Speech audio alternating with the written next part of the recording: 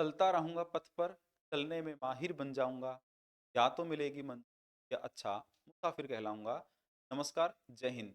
आप सभी देखना शुरू कर चुके हैं नोबल एकेडमी नरवाना का ऑनलाइन प्लेटफॉर्म। बेटा, आज बेरोजगारी और आज इतने कंपटीशन के दौर में हर एक माता पिता का ये सपना है कि मेरा बच्चा कहीं ना कहीं पढ़ लिख कर अच्छे संस्कारों के साथ सरकारी नौकरी प्राप्त करे।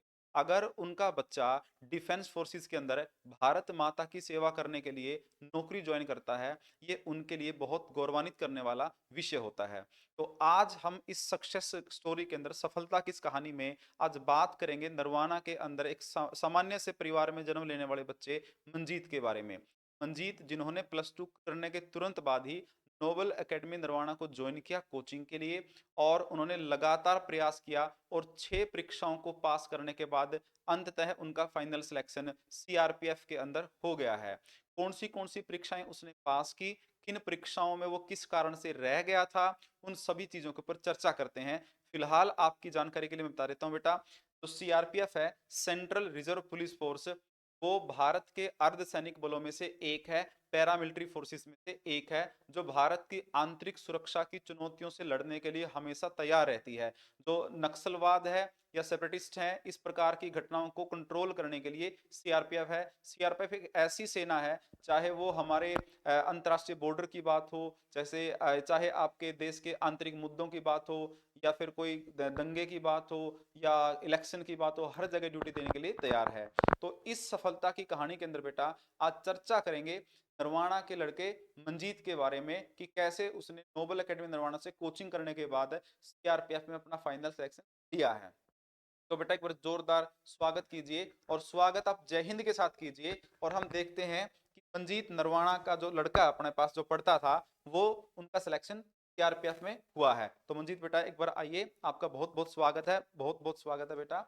जितने बच्चे आप देख रहे हैं आपको, तो आप उन बच्चों के प्रेरणा स्रोत बन सकते हैं। स्रोत कैसे बन सकते हैं, इसको पूरी के लास्ट में आपको पता लगेगा। तो सबसे पहले मंजीत बेटा, आप अपने माता पिता के बारे में बताओ कि पिताजी का नाम क्या है, आप कहाँ से बिलोंग करते हो और उनका व्यवसाय क्या है।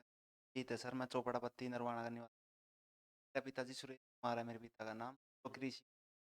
मतलब खेती बाड़ी करते हैं बेटा। सबसे बड़ी बात यह कि अपने आसपास में जो भी किसान मजदूरों के बच्चे होते हैं, उनका एक सपना होता है सेना में जाने का और यूनिफॉर्म पहनने का। मेरी हाइट बेटा लगभग 5 फीट 9 इंच की है, और मंजीत मेरे से भी लंबा 6 फीट की हाइट है। भगवान ने बहुत शानदार शरीर दिया है, और मैं इनके भविष्य के लिए इनको शुभकामनाएं दे रहा हूँ।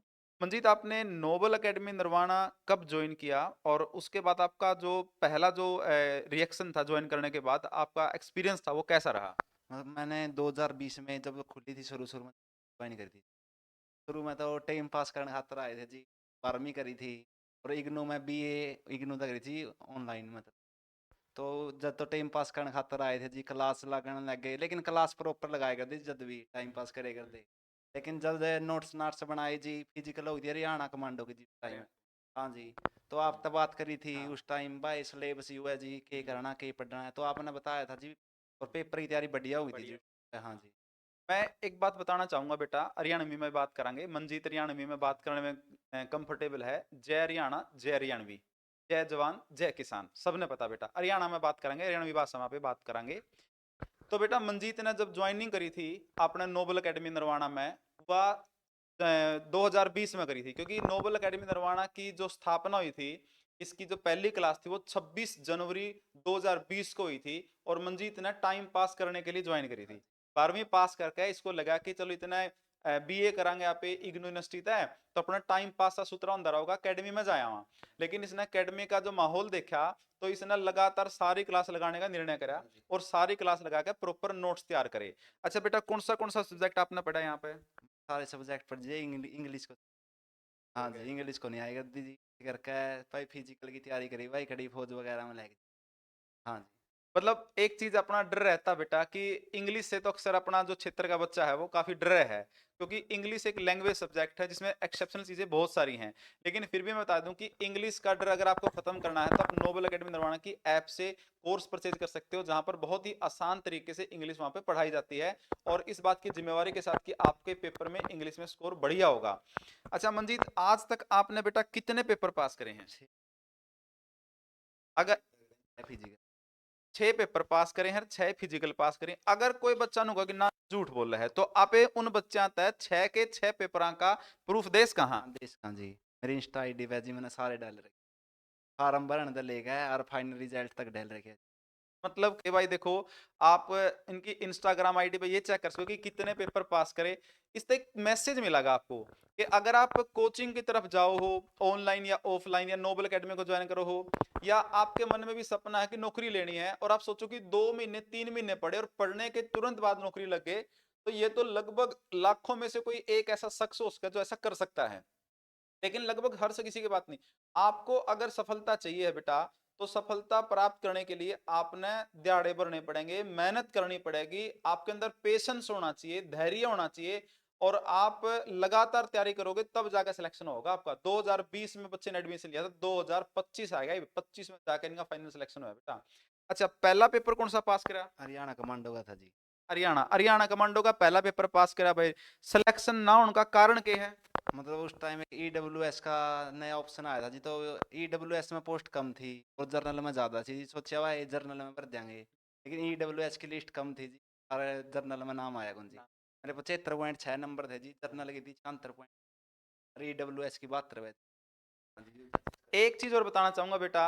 अब तो जैसे ईडब्ल्यूएस का फैक्टर में बहुत बड़ा गैप आ गया है। बच्चे अक्सर क्या सोचा करते कि ईडब्ल्यूएस की बजाय अगर आप जर्नल में पढ़ते हैं, जर्नल की बजाय ईडब्ल्यूएस में, कंफ्यूजन क्या हो करता कि जर्नल की पोस्ट ज्यादा है और ईडब्ल्यूएस की कट ऑफ कम है, तो पोस्ट ज्यादा का चक्कर देखकर बच्चे जर्नल में चले जाया करते और कट ऑफ के हिसाब से फिर वो बाहर हो जाया करते। अगर ये मंजीत लड़का उस समय हरियाणा में कमांडो की पोस्ट के लिए ईडब्ल्यूएस में अगर वो सबमिट कर देता फार्म, तो इसका सिलेक्शन आज नहीं बहुत पहले हो जाता बेटा, बहुत ही पहले। इसके बाद बेटा कौन सा पेपर? इसके बाद दिल्ली पुलिस का था जी, एग्ज़ाम भी हो गया था, फिजिकल भी हो गया था, लेकिन टैटू का पॉइंट था जी मेडिकल में।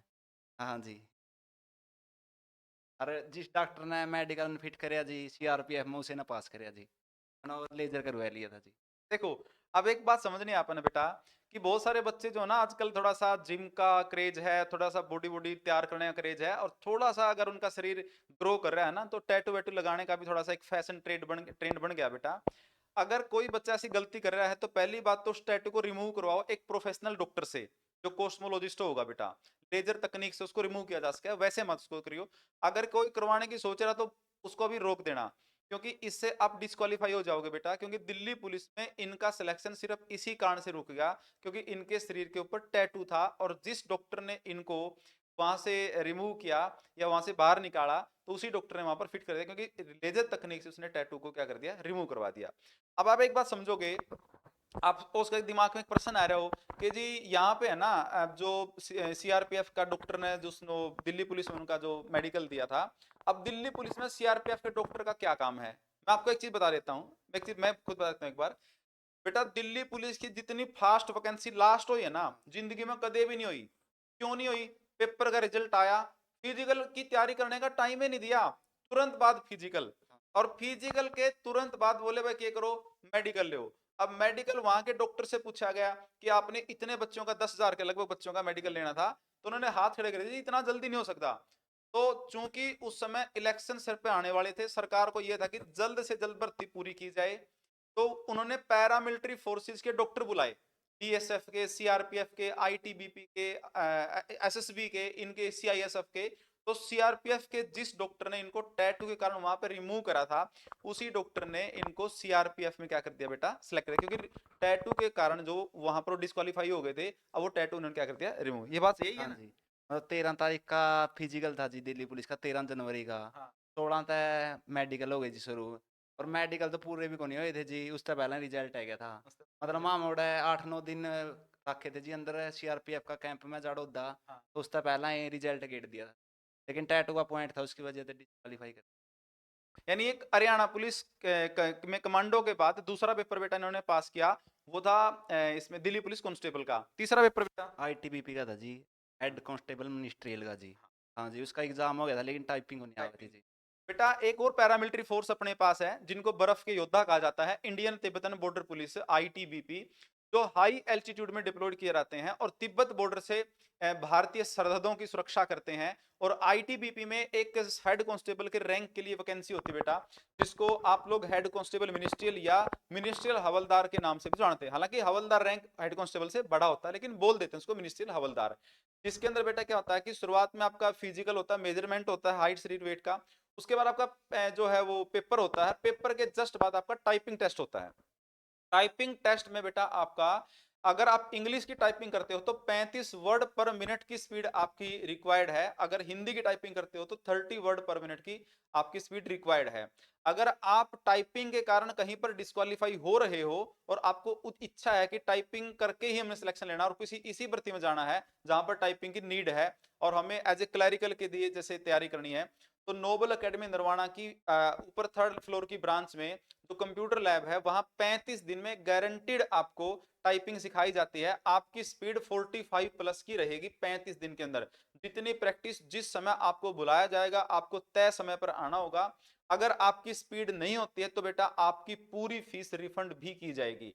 तो बेटा ये आईटीबीपी का तीसरा एग्जाम था। चौथा Haryana Punjab high court driver का था जी। ड्राइवर हाँ, का। 200 नंबर का पेपर हुआ जी, 175 थे जी। पेपर हो गया था जी, ट्रेड टेस्ट था, ट्रेड टेस्ट भी सही देगा आया जी, हाँ, लेकिन फाइनल में नहीं आया जी। हाँ, फाइनल में। हाँ जी, उन्नी पोस्ट। अच्छा, हरियाणा पंजाब जो हाई कोर्ट है वो चंडीगढ़ में स्थित, आप सभी ने पता होगा बेटा।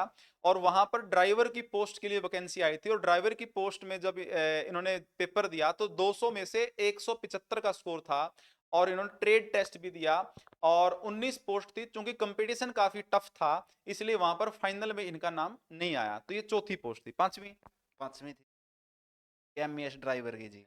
हाँ जी, कट ऑफ तो उसमें 29 नंबर फालतू हैं जी। का एग्जाम तो लिया था जी, हाँ। मतलब लिस्ट लगनी रह रही है जी फाइनल में। मतलब अभी हम ये उम्मीद कर सकते हैं कि भाई उसमें भी सिलेक्शन हो सकता है, ये हमारी उम्मीद है, हाँ एक्सपेक्टेशन जी, है। हाँ हाँ, जी, और अगला बेटा कौन सा? अगला सीआरपीएफ का जी। सीआरपीएफ। हाँ जी। यानी कि अब फाइनल जो है किसका हुआ बेटा? सीआरपीएफ का हुआ है। सीआरपीएफ में इनका क्या होगा? फाइनल स्कोर हो गया। अच्छा, बहुत सारी बच्चों के दिमाग में प्रश्न होगा कि भाई जैसे वो बड़े शहरों में सोचते हैं कि रोहतक चले जाएं, हिसार चले जाएं, दिल्ली चले जाएं, चंडीगढ़ चले जाएं, वहां जाके तैयारी करेंगे। नरवाना तो एक छोटा सा शहर है। क्या नरवाना के अंदर, और खास आप ये बात करना तो नोबल एकेडमी के अंदर, क्या ऐसा संभव है कि आप किसी गवर्नमेंट जॉब की तैयारी करो और आपका सिलेक्शन हो जाए? हाँ जी, संभव है। जब मना कर दिया जी तो कोई भी कर सका। मैंने तो इंग्लिश नहीं आवती, कुछ नहीं, टाइम पास करना आया था जी। मैंने इतने पेपर कर दी तो कौन नहीं कर सकता। हाँ जी। मतलब आप ये कहना चाहो कि नोबल एकेडमी नरवाना के जितने भी टीचर्स हैं ना, सब के सब बहुत अच्छे और टीचर हैं, बहुत। शुरुआत में तो जी मैंने भी डेमो लाई जी दूसरे सेंटर में, लेकिन वो रह के जो कंटेंट मिला, जो पढ़ाने का समझाने का तरीका मिला तो बढ़िया था जी। कड़ी जाने की जरूरत को नहीं पड़ी जी। हाँ जी, लेकिन जो तैयारी करना होनी होती कड़ी जाने की जरूरत को नहीं पड़ा जी। एक बार उड़ा होगा, सिलेबस कराएगा, कंटेंट देखा, बहुत बढ़िया है जी। हाँ जी।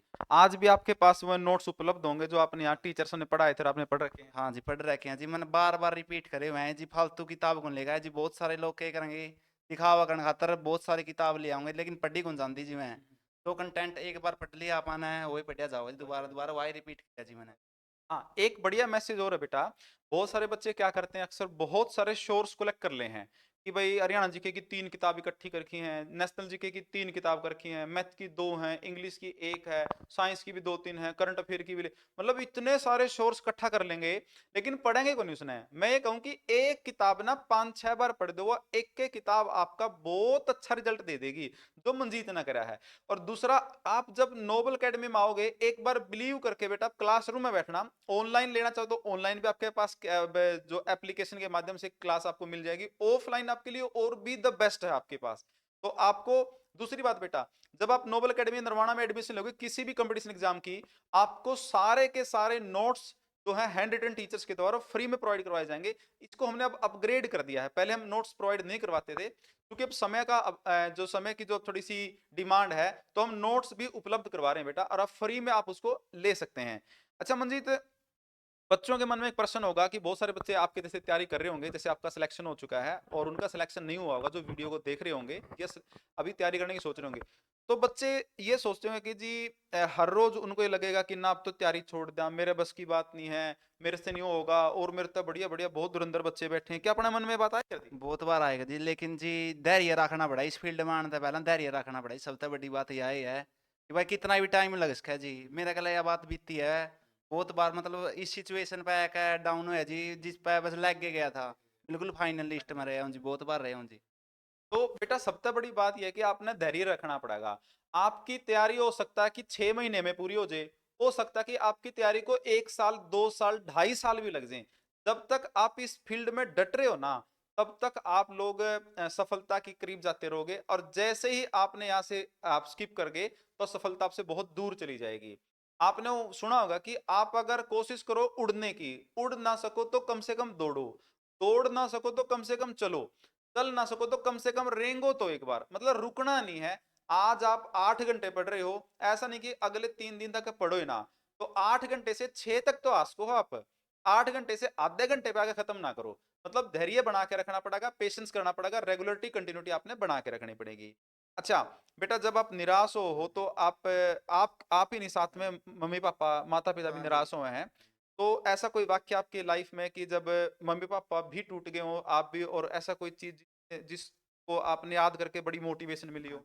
मतलब सर जब हरियाणा कमांडो का रिजल्ट आया था जी, उस टाइम उम्मीद थी भाई इसमें हो जाएगा। हम्म, तो मतलब तैयारी भी करी थी जी, आपका पूरा तैयारी करवाई थी हाँ जी आपने, बढ़िया तरीका था। हाँ तो मतलब उसमें 75 नंबर थे, तो कट ऑफ वगैरह देखे करते तो कदे नु को नहीं भाई आज इसमें नाम आवा को नहीं। हाँ, कर क्या नहीं था भाई आवेगा। लेकिन जब फाइनल लिस्ट में रिजल्ट में नाम नहीं आया तो बहुत दुख होया था जी उस टाइम। हाँ जी। मतलब घर के तो कही करते भाई ठीक है एक बार इसमें नहीं होया आगे हो जाएगा, बे सारी उम्र पड़ी है, बे शुरुआत हुई है। हाँ, लेकिन कुछ बात इसी थी जी, मतलब तो मैंने मेरे तो नहीं मेरी मतलब पड़ोसियाँ का बेरा पट्टी थी, मैंने मतलब मेरे परिवार में थे जी। मेरी माँ उड़ जाकर रोई थी जी। रोई थी। हाँ जी, मतलब उड़ जाकर बात करी मैंने, मैं भी समझाया करते भाई कि मैंने इसमें नहीं होया और हो जाएगा। और हो लेकिन कोई एक तो ऐसा हुआ जी जो बताया था भाई तेरी माँ आई थी, तेरी नू माँ, नू रोए थी। ठीक। मतलब उसके बाद नो गए भी ठीक है पढ़ना पड़ेगा ये भाई, उसके बाद पढ़ना शुरू कर। मतलब ये कहना चाहूंगा कि बेटा जो माँ के आंसू थे ना, वो आंसू इनके लिए प्रेरणा स्रोत बने। मतलब उनकी जब मंजीत की मदर रोई होगी तो इसने कल्पना करी होगी, मतलब भाई उनको खुशी देनी है, उस खुशी के लिए दिन रात मेहनत करनी है, और वो दिन रात मेहनत करी भी। और बेटा मैं बता दूं कि जो बच्चा अपने माता पिता की तरफ देख ले, उनके पैरों की तरफ देखा करो बेटा, कदे वो कितने मेहनती हैं, आथा की तरफ देखा करो, आथा में कुकर लकीर पाटी होंगे उनका है, कितने दिन रात दिहाड़े पर होंगे बेटा। किसी का फादर किसान होगा, किसी का मजदूर, किसी का छोटा हाथ दुकानदार होगा, किसी का फादर भाई नाई होगा, किसी का कुम्हार होगा, किसी का फादर बेटा कोई छोटा मोटा ड्राइवर होगा। आप एक बात की कल्पना करो कि आपके माता पिता आपके लिए कितना संघर्ष कर रहे हैं। जिस दिन आपने ये कहना शुरू कर दिया नहीं कि मैंने कोचिंग लेनी है पापा, मम्मी, उसे दिन तो उनके दिमाग में एक प्रश्न बन जाए है, मेरा बेटा मेरी बेटी लग गई। उसे दिन तो सपना देखना शुरू करते हैं, और सपना आखिर तक साकार करने की आपकी जिम्मेदारी है। और माध्यम हम बन सका बेटा, आपका मीडियम हम बन सका। हाँ, अच्छा मंजीत एक चीज और बताओ बेटा कि जो आपकी तैयारी है उस तैयारी में सेल्फ स्टडी और साथ में जो मॉक टेस्ट है उनका कितना रोल है? मतलब सर सेल्फ स्टडी पहले मैंने सिलेबस कराया जी उरे, बढ़िया तरीका से नोट्स बनाए थे, बार बार मैंने रिपीट करे लाइब्रेरी में। और एक मॉक टेस्ट तो लगाना बहुत जरूरी है जी, हफ्ता में एक दिन भाई ये देखने का तना कितना पढ़िया एक हफ्ता में। हाँ जी।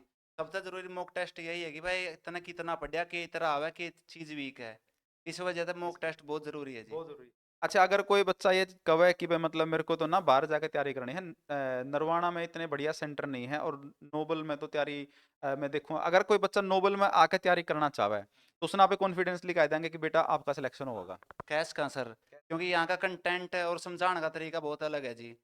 हाँ जी। अच्छा, जो चीज बाहर दूसरा इशार वगैरह जावे दिल्ली वगैरह जावे, मैं चीज अपन उरे भी मिल सके हैं, लेकिन बात है क्या करने की जी, भाई करना किसने है।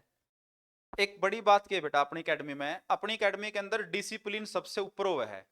आपने 100 बच्चा का एडमिशन रख लिया, 100 बच्चा मतलब 2-4 बच्चे ऐसे होंगे जो टाइम पास के लिए उनके पे पहले बार भेज देंगे। अगर बच्चा बैठ के आराम से नहीं पढ़ेगा नहीं तो उसकी अपने पास जगह नहीं है। तो जो सीरियस एस्पिरेंट्स होगा, जो बिल्कुल सीरियस जिन्हें सिलेक्शन चाहिएगा, वो बच्चा अपने तो जुड़े जुड़े है। टाइम पास बच्चा ऑटोमेटिक ही अपने से कट ऑफ हो जाए। ठीक है, तो उम्मीद ये है कि बेटा जितने बच्चे इस वीडियो को देख रहे हैं, सारे के सारे बच्चे वीडियो को लाइक करो, इसको दूसरों तक शेयर करो, ताकि आप भी और आपके दोस्त भी और आपका परिवार भी इस बात को समझे कि सफलता एक बार का कोई भी एक ऐसा नहीं है कि भाई कोई फॉर्मूला शॉर्टकट सूत्र नहीं है, इसके लिए दिन रात एक करना पड़ा है।